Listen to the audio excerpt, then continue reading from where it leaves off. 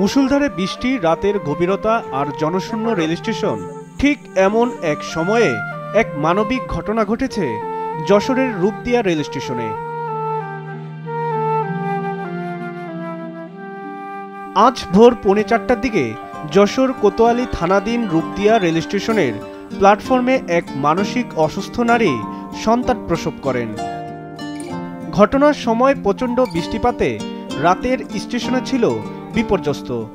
এমন সংকটময় মুহূর্তে স্টেশন মাস্টার বাবুল আক্তার জাতীয় জরুরি সেবা 999 নম্বরে ফোন করে বিষয়টি জানান এবং দ্রুত একটি অ্যাম্বুলেন্স পাঠানোর অনুরোধ করেন।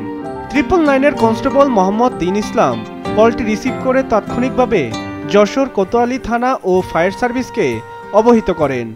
খবর পেয়ে কোতোয়ালি থানার একটি পুলিশ দল এবং ফায়ার সার্ভিসের অ্যাম্বুলেন্স ঘটনাস্থলে পৌঁছে মা ও নবজাতককে উদ্ধার করে দ্রুত যশোর জেলার হাসপাতালের লেবার ওয়ার্ড 2-এ ভর্তি করে।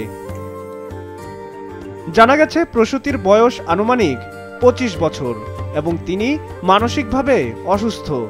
বর্তমানে মা ও নবজাতক উভয়ই চিকিৎসাধীন অবস্থায় হাসপাতালে আছেন।